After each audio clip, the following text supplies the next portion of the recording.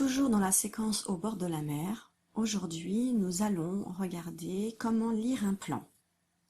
Qu'est-ce qu'un plan? Quelle est la différence entre un plan et une carte?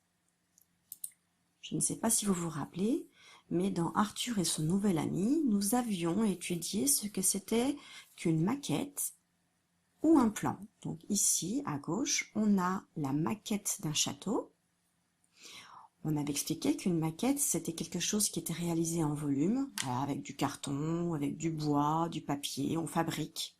Un petit peu comme quand on fabrique en Lego des châteaux, des ponts, des voitures. On fabrique quelque chose en volume. Alors qu'à droite, ici, nous avons un plan. Et un plan, c'est plutôt un dessin. On fait un dessin qui représente alors, soit une maison, un château, une ville, et on dessine avec des formes les éléments qui composent cette maison, cette ville, etc. Donc quand on fait un plan, on dessine ce que l'on voit de dessus. Ici j'ai remis donc l'image du plan, donc où on peut voir les tours, le pont-levis, les écuries. Et puis à droite je vous ai mis une carte. Donc la carte en fait c'est pour voir des espaces beaucoup plus grands, beaucoup plus loin, et où on a beaucoup moins de détails. On ne va pas voir de maison sur une carte. On ne va pas voir forcément les parcs, l'église.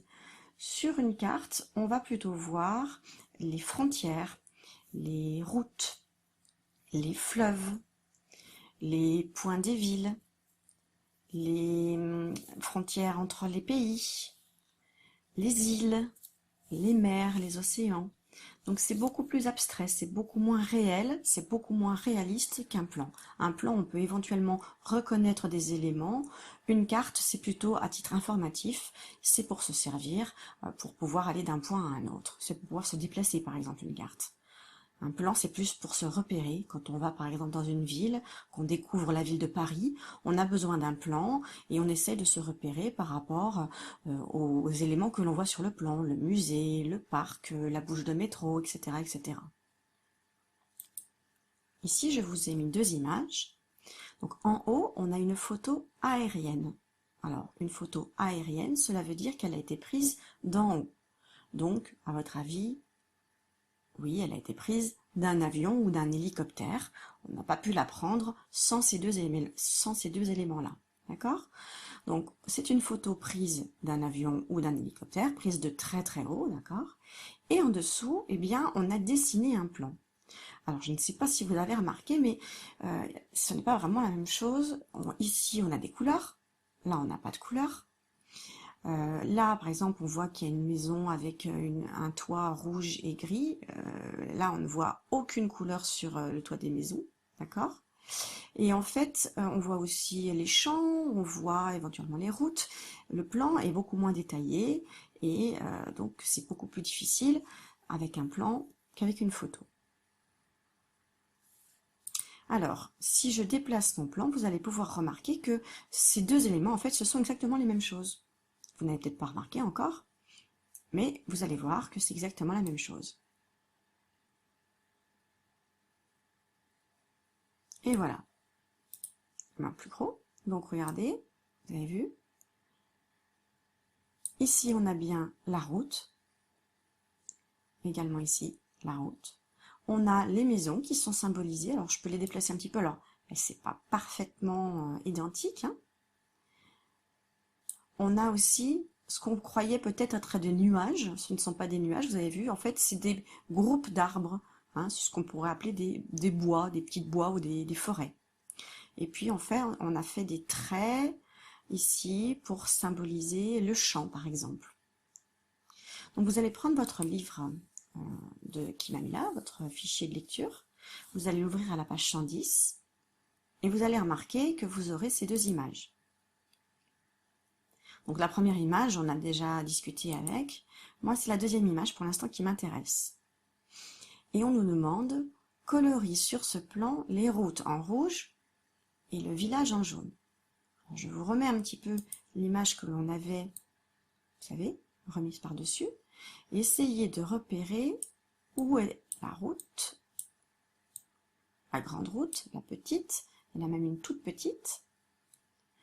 Est-ce que vous avez pu les repérer, les routes? Si je remets maintenant mon dessin par-dessus. Alors attention, nous avions ce dessin. Je vais vous demander de prendre un crayon de couleur rouge, pas un feutre, hein, un crayon de couleur rouge, et de colorier les routes en rouge comme moi. Vous pouvez faire pause et colorier les routes en rouge.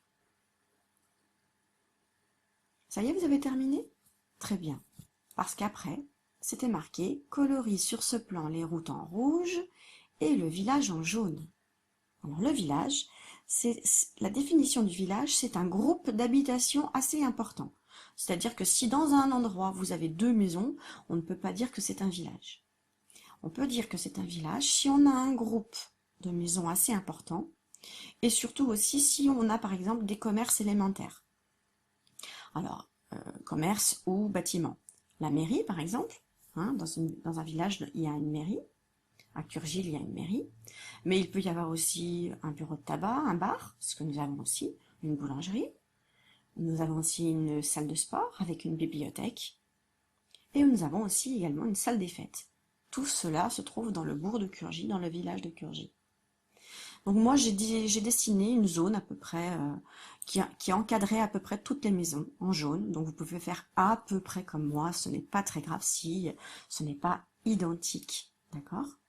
Vous pouvez faire pause et avec un crayon de couleur jaune, vous coloriez voilà, le village pour définir une zone.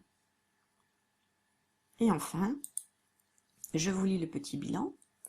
Un lieu géographique peut être montré par une photo, un plan ou une carte. Donc une photo, on a les couleurs, on voit le toboggan d'un terrain, on va voir un arbre, on va voir un jardin potager. Un plan, on va plutôt se concentrer sur que les maisons, le parc, les routes, l'église, la mairie. Et la carte, on va surtout se concentrer uniquement, pratiquement, sur les routes. Les routes, les points éventuellement importants dans une ville, par exemple, les places. La place du Champ de Mars, par exemple, à Autun, c'est très important, on le verra sur une carte. Voilà. Nous avons terminé pour aujourd'hui.